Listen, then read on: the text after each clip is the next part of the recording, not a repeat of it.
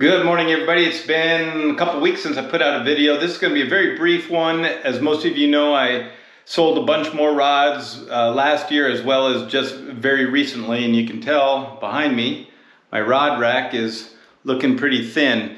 But I'm rearranging some things, and what I thought I'd do this week is just kind of explain the method to my madness of the rods that I'm keeping. I'm also going to be doing another video in the very near future of a few of the rods that I regret selling, as well a few of those I've actually bought again. But for now, I'm just going to talk about the rods that I'm going to keep and kind of, the basis for my collection moving forward. Okay, so first of all, you can see I've kind of bunched up all the rods on the left side, because what I'm going to do is I'm going to cut the rod rack right down to, to the right of those rods there, and take the end piece and move it up to there. So it's going to be tall and narrow, because what I want to do is mount it just to the left of the window on that wall, and that will free up this entire wall, and I'll actually put up the map for the Beartooth Wilderness that I use for planning and tracking all of my activities and the lakes I've gone to and such. But for now, like I said, I'm going to talk about the rods that I'm keeping. So a few people kind of made it sound like, they felt bad for me that, I have an empty rack or sold so many rods. Let's be clear, I'm still going to have about 35 rods, so I'll scrape by. I'll be able to fish still. So I guess the main foundation for my rods moving forward, as most of you know, are my Oni rods. So these are all Oni rods here. I've got, type 1, 2, and type 3, the Itoshiro, and I've got a bamboo handled type 1 and Itoshiro, and I've actually got one more Oni rod coming. It might be a while, and I'll talk about that once I get it. And then I also have the Coco 290 right here, the blue, and then the four Nissan Oni rods, the 295 up to the 450. So I'll have, 12 or so, 13 Oni rods kind of as the basis. And then I kept some of my favorite rods, or some rods that will fill in places or times where I might not want to use one of my Oni rods. So first of all, right here I have the Suntech Tenkara bum, I should say, the 36 and the 40, because quite frankly they're the two of the best rods in their respective classes. And I also have not just one, but I bought a second Traveler 39 because I use them so much. I was originally actually going to sell them, and then as I thought about it, I'm just thinking, you're nuts, because I use them so much and like them so much. And in fact, like I said, I decided I wanted to buy a second one as a backup. The other rods that I was going to sell and decided to keep were my 3 Sawanabori rods. I did a few videos recently with the 53 being one of my favorite Keiru rods, but I decided to keep the 63 and the 72 as well for when I want a longer rod, as well as spare parts, since those are discontinued rods. So yeah, I just like using the long rods, and woke up and decided that would be stupid to sell them.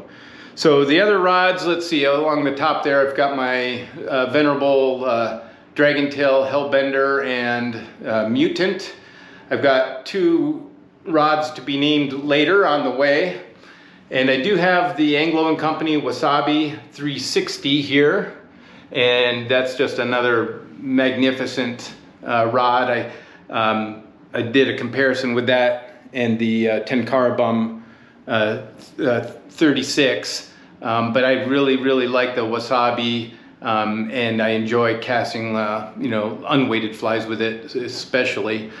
Then I have the Tenru 39, and that's not the that's the fixed position one. Originally I was going to sell that. I had someone interested in it, and then I chickened out because I wanted to keep the family together, because I have the Pocket 32 TA and the 39 TA, and with the custom grip and everything, I didn't have the heart to sell it. And then right to the right of that is a new rod.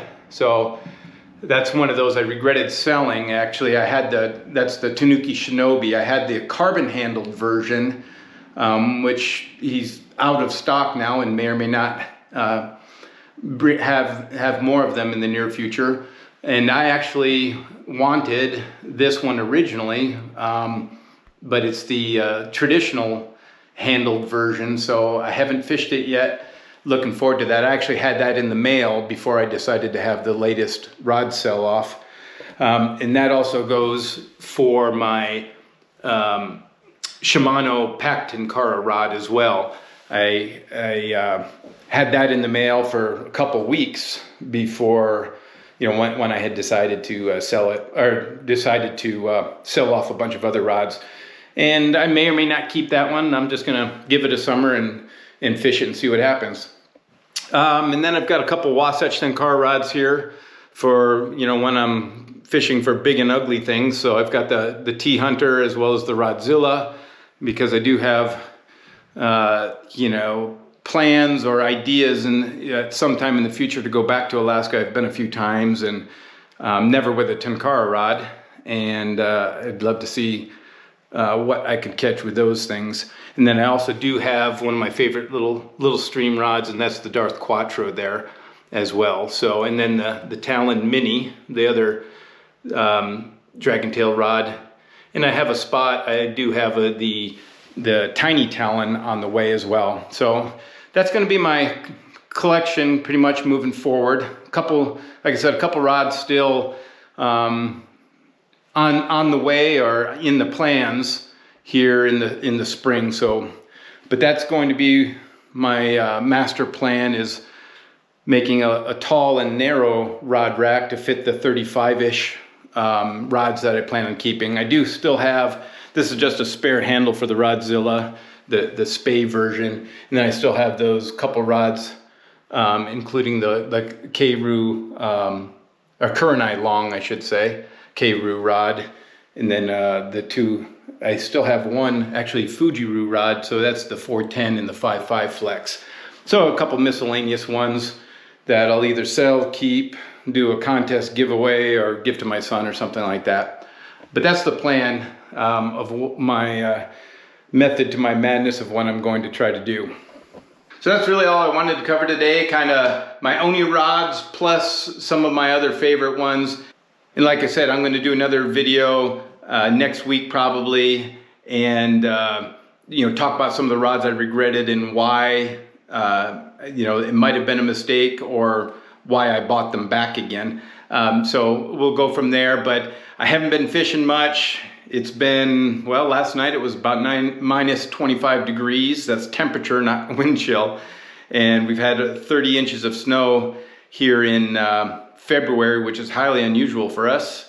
It's actually the third highest on record for us. And next week we have a bunch of high 40s and even a couple days in the 50s. So we're going to have some, you know, a real mess on our hands, and, you know, talking about flood warnings and things like that.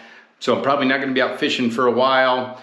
And I'm going to be real spotty, honestly, over the next month or two as far as being able to fish, and you know, putting out fishing videos. So be patient if there's, you know, if I go a week or two here and there without any further updates or further fishing videos themselves.